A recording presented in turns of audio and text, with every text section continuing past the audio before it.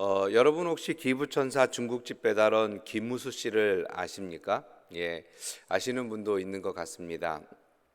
이분은요, 미혼모의 여인에게서 태어나서 7살에 어머니로부터 버림을 받았습니다. 그리고 12살 때까지 고아원에서 살다가 더 이상 견디지 못하고 뛰쳐나와서 길거리에서 자고 구걸을 하며 때로는 시장에서 짐꾼 역할을 하면서 정말 인생의 쓴맛을 보면서 자랐던 사람입니다. 이제 작년이 되고 나니까 세상에 대한 증오가 생기기 시작하는 겁니다. 왜 나는 이렇게 힘들게 살아가야 하는가? 세상은 왜 이렇게 나랑 동떨어지고 나는 왜 이렇게 고난 속에서 어려움 속에서 처절함으로 살아가야 하는가라는 그러한 고민들을 하면서 세상을 향한 증오로 그것이 바뀌게 되었습니다. 그래서 하루는 술을 먹고 술을 먹은 돈이 없어서 주인에게 구박을 받고 막 힘들게 하던 그때에 그 증오가 활활 타올라서 결국 그 술집을 불사르게 됩니다. 그래서 결국 감옥에 가는데 이 김무수 씨가 감옥에서 새로운 인생을 시작하게 됩니다.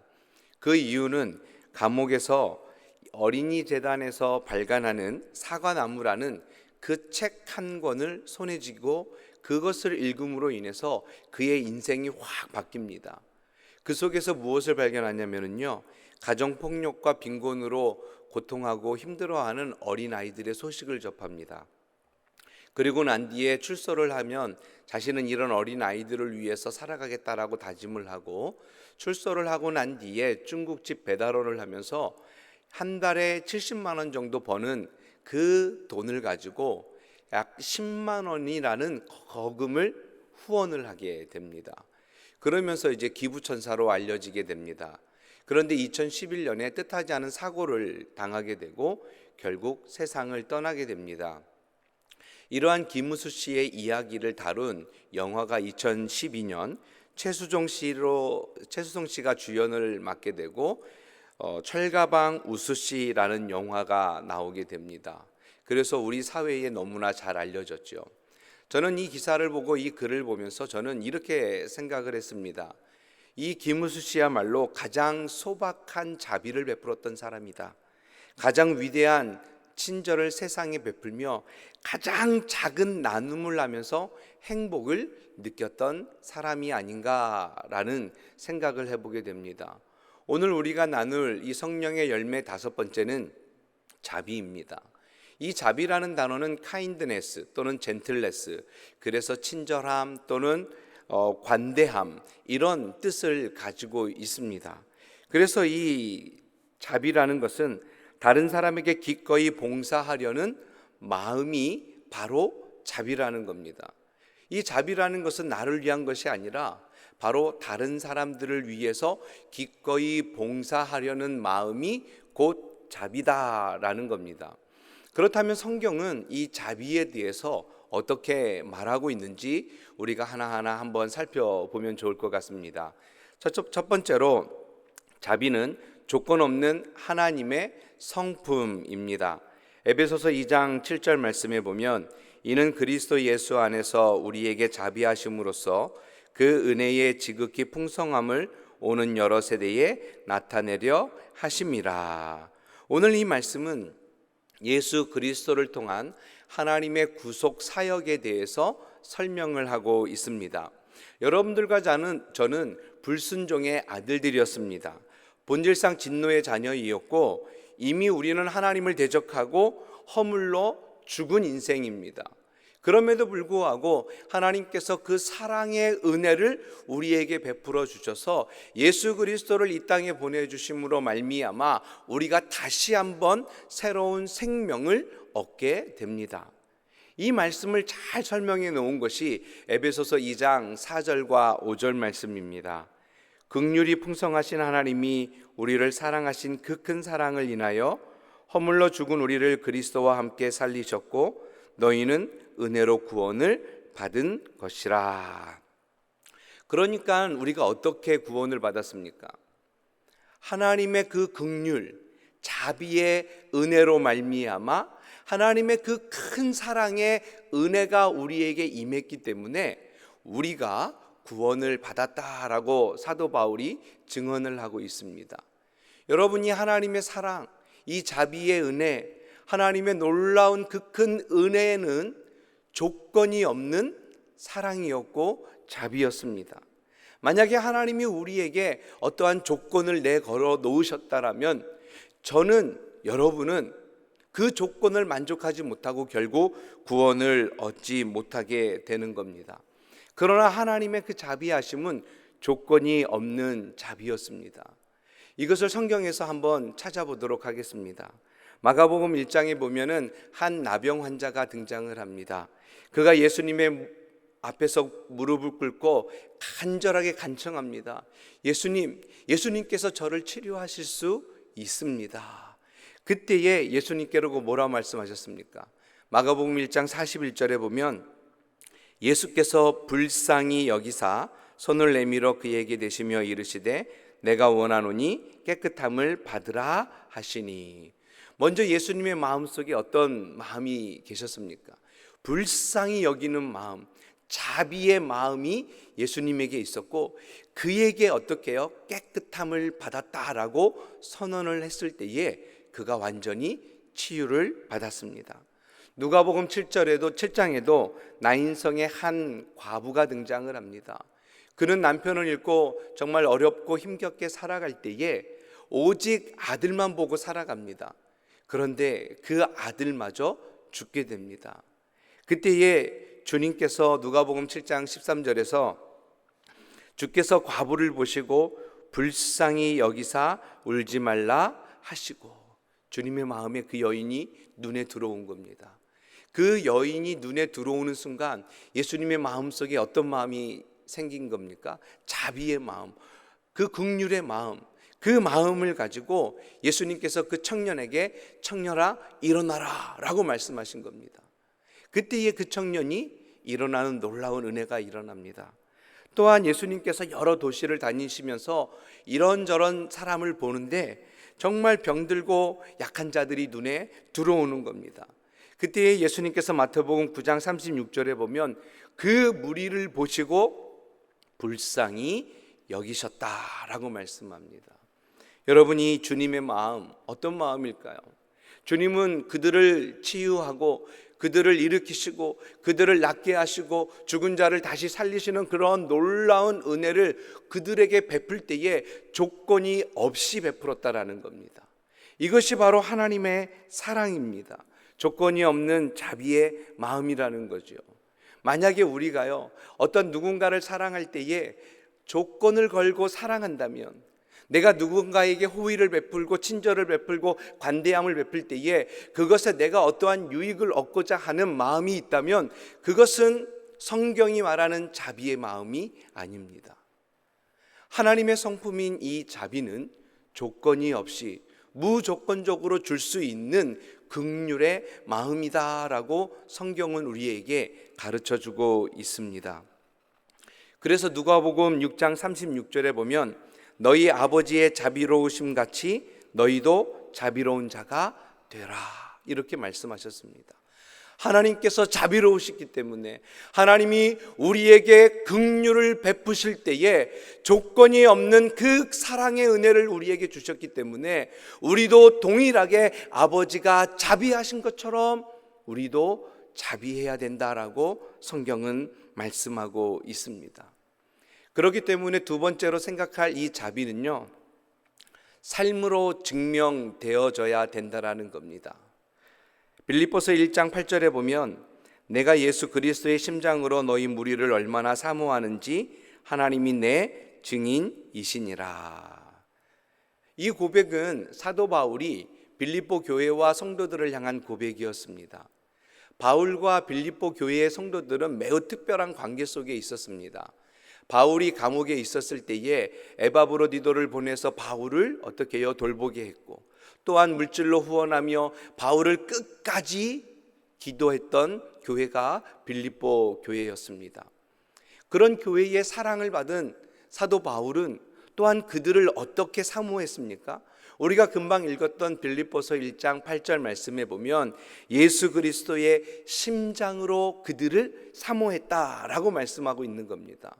여러분, 여기서 말하는 심장이라는 단어는 자비 또는 긍휼로도 번역을 하게 됩니다. 그러니까 예수 그리스도께서 나를 위하여 십자가에 죽으셨던 그 하나님의 자비와 사랑의 은혜를 내가 받았기 때문에, 내가 또한 너희들에게 그러한 은혜를 누렸기 때문에 나도 너희를 예수 그리스도의 자비와 하나님의 긍휼하심으로 너희를 사랑한다 라고 지금 고백하고 있는 장면입니다. 여러분, 이 자비라는 단어는 두 단어로 되어져 있습니다. 하나는 함께, 또 다른 단어는 고통을 받다라는 뜻입니다. 그러니까 이 자비의 뜻은 함께 고통을 받는다라는 의미를 가지고 있습니다. 그렇기 때문에 내가 자비의 사람이다라는 것은 나의 감정만을 움직이는 것이 아니라 내 감정 속에서 우러나오는, 내 마음 속에서 우러나오는 행동이 수반되지 않는 자비는 반쪽짜리 자비라는 겁니다. 하나님께서 예수 그리스도를 통하여 그 사랑을 확증하시면서 우리에게 자비와 은혜의 사랑을 베풀어 주신 것처럼 우리도 그 자비의 은혜를 받았기 때문에 동일하게 우리의 마음속에 그 자비가 자리 잡고 있다면 행동으로 옮겨야 한다라는 것이 성경적인 진리입니다. 우리는 그것을 어디서 발견할 수 있습니까? 선한 사마리아인의 그 경우에서 발견할 수 있습니다. 한 사람이 강도를 만나 길거리에 쓰러져 있었습니다. 맨 처음에 제사장이 등장을 하죠. 제사장은 그 강도 만난 사람을 돕지 않습니다. 한편으로 이런 생각을 해봤어요. 제사장이니까 만약에 그 사람을 돌보다가 죽으면 죽은 시체를 만졌기 때문에 제사장은 부정하게 되는 겁니다. 그래서 돌보지 않고 그냥 지나갈 수 있겠다라는 생각을 했습니다. 그러나 성경은요, 그것보다 사람의 생명이 우선이라는 것을 그가 잃어버린 겁니다. 두 번째로 누가 지나갑니까? 레위 사람이 지나갑니다. 레위 사람은요, 성경에 능통한 자들입니다. 그렇기 때문에 예수님께서 하나님께서 원수까지 사랑하라라는 그 말씀을 너무나 잘 알고 있었습니다. 그런데 그는 무엇을 잊어버린 겁니까? 그 사랑을 가슴으로 또는 머리로는 알고 있었지만 행동으로 옮기는 것을 잊었던 사람입니다. 그런데 마지막으로 선한 사마리아인이 등장을 합니다. 그는 그냥 지나칠 수 없었습니다. 여러분, 사마리아 사람은 어떤 사람입니까?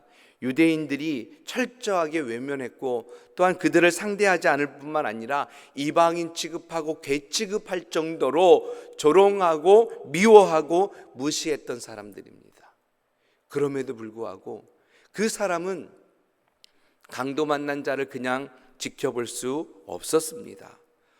그는 그의 마음속에 무엇이 있기 때문에 강도 만난 자를 도울 수 있었을까요? 누가복음 10장 33절에 보면 어떤 사마리아 사람은 여행하는 중 거기 이르러 그를 보고 불쌍히 여겨라고 말씀하고 있습니다. 그를 먼저 지켜본 겁니다. 그를 보았기 때문에 그 마음속에 긍휼의 마음이 싹트기 시작했고, 우리는 여기서 끝나면 안 됩니다. 그 마음이 어떻게 해요? 행동으로 옮겨지는 사마리아 사람의 모습을 우리는 볼 수 있어야 됩니다. 그래서 그 다음 절인 34절에 이렇게 말씀하고 있는 겁니다. 가까이 가서 기름과 포도주를 그 상처에 붓고 싸매고 자기 짐승에 태워 주막으로 데리고 가서 돌보아 주니라. 여러분, 우리가 여기서 주목해야 할 동사들이 좀 있습니다. 가까이 가게 됩니다.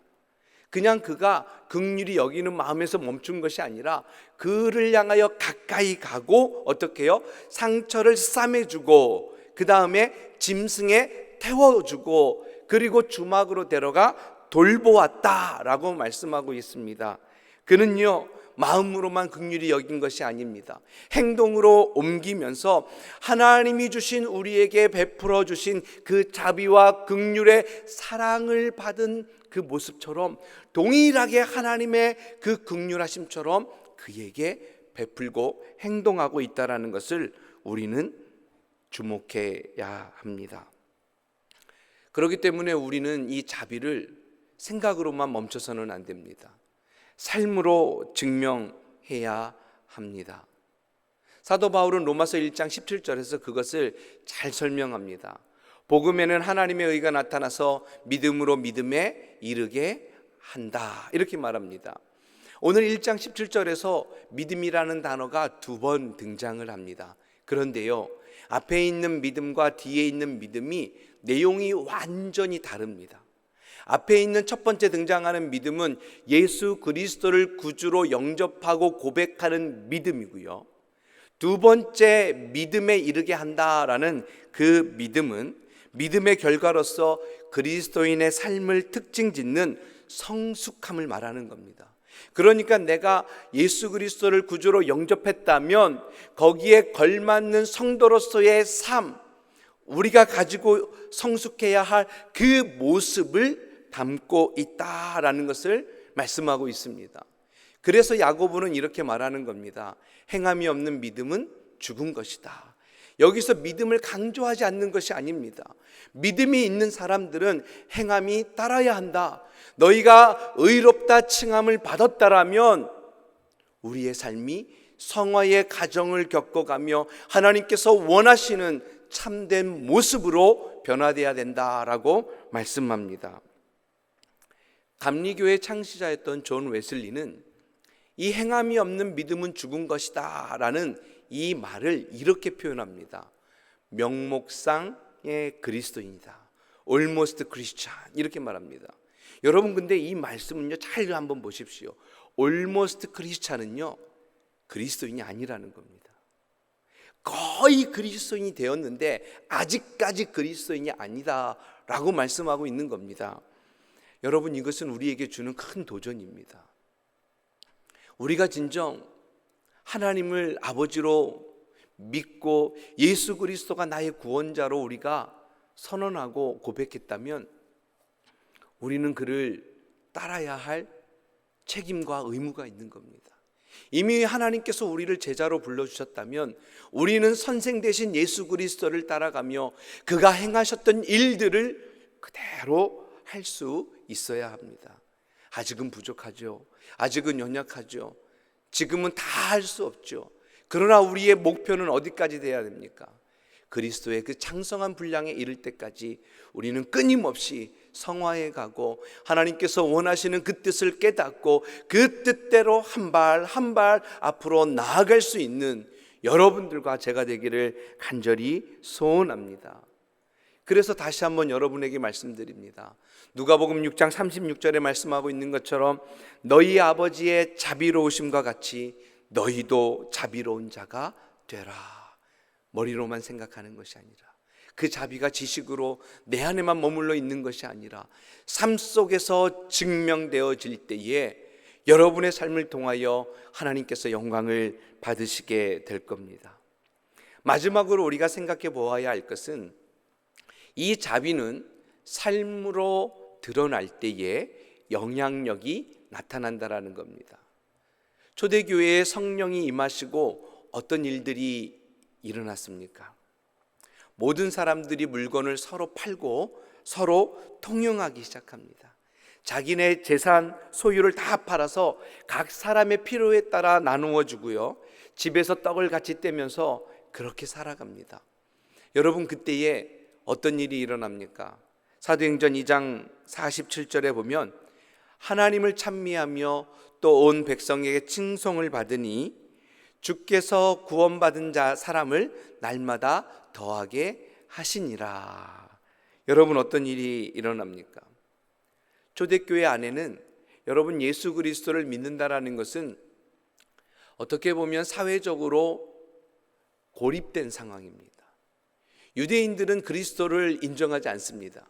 그렇기 때문에 유대교에서 벗어난다라는 것은 사회적으로 고립되고 경제적인 활동을 할 수 없을 뿐만 아니라 종교적인 활동도 할 수 없습니다. 회당에 가서 기도도 할 수 없습니다.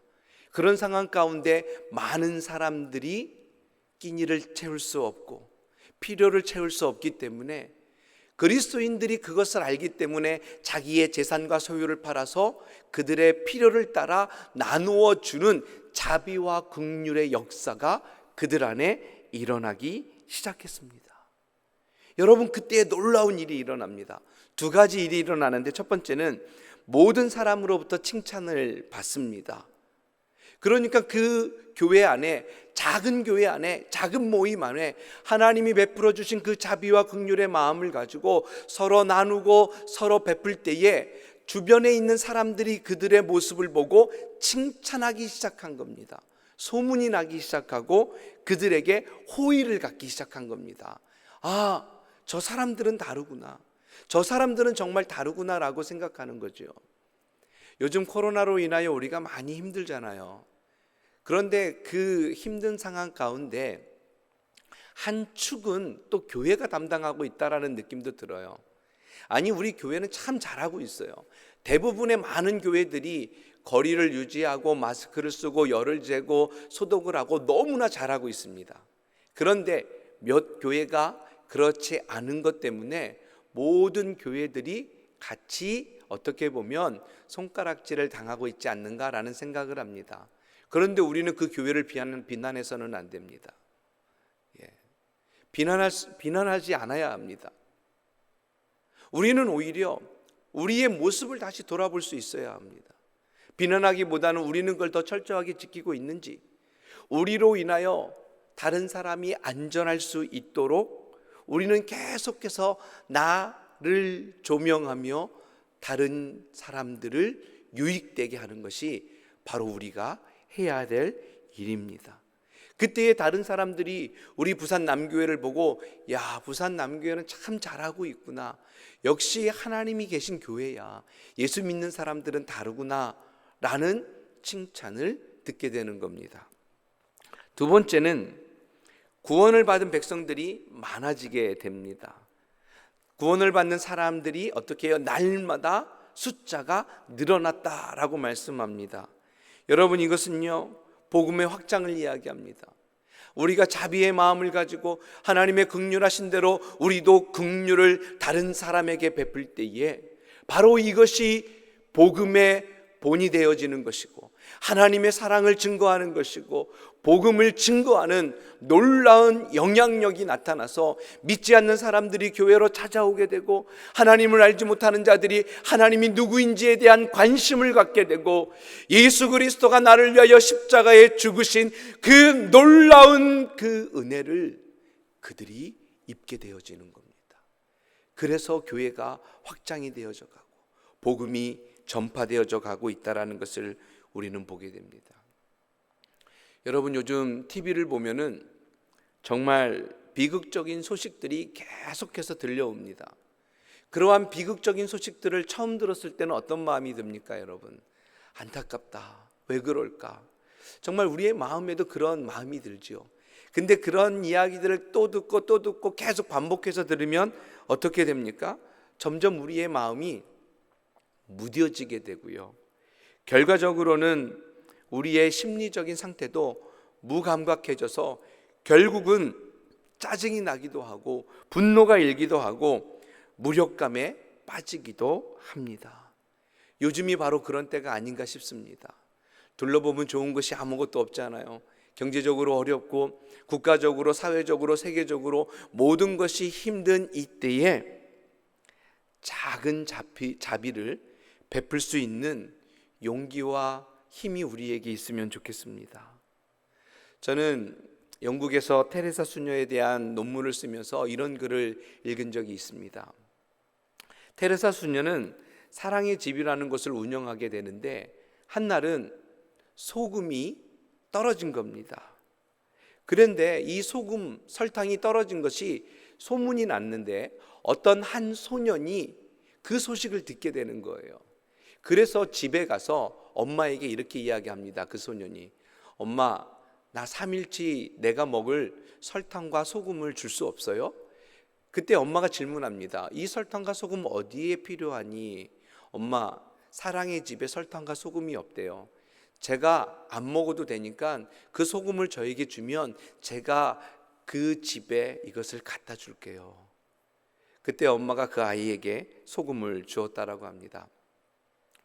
얼마 지나서 영국에서 테레사 수녀가 기자와 인터뷰를 할 때에 기자가 이런 질문을 했습니다. 수녀님, 자비란 무엇인지 그 정의를 내려줄 수 있습니까? 그때 테레사 수녀가 이렇게 말합니다. 사랑과 자비는 보고 느끼고 책임지는 것입니다.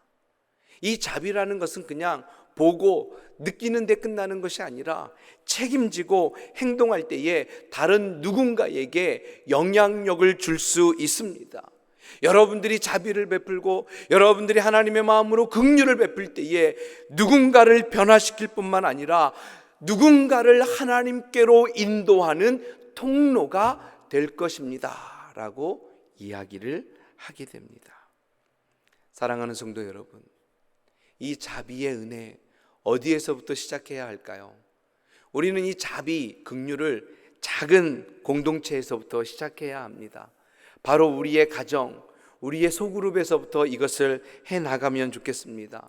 부모는 자녀에게, 자녀는 부모에게, 또 성도들끼리 이 자비의 마음을 가지고 서로 베풀고 관용 속에서 우리가 하나님의 사랑을 나눌 때에 우리의 공동체가 사랑과 행복이 넘칠 뿐만 아니라 하나님께서 보실 뿐만 아니라 세상이 보기에도 아름다운 공동체가 될 것입니다. 저는 우리 부산 남교회가 이미 자비와 긍휼의 그 마음을 베풀고 있다라고 저는 믿습니다. 그러나 지금보다 더 많이 하나님이 원하시고 하나님이 요구하는 것만큼 내가 줄 수 없는 곳에서도 그 자비와 긍휼을 줄 수 있는, 베풀 수 있는 하나님의 은혜가 우리 모두에게 있기를 간절히 소원합니다. 사랑하는 성도 여러분, 이 자비는 조건 없는 하나님의 성품입니다. 그리고 이 자비는 삶으로 증명되어져야 하고 베풀 때에 영향력이 나타난다라는 그 사실을 깨달은 우리는 이제부터 그 하나님의 자비를 품고 주위의 사람들에게 사랑을 나눌 수 있는 여러분 모두가 되어지기를 간절히 소원합니다.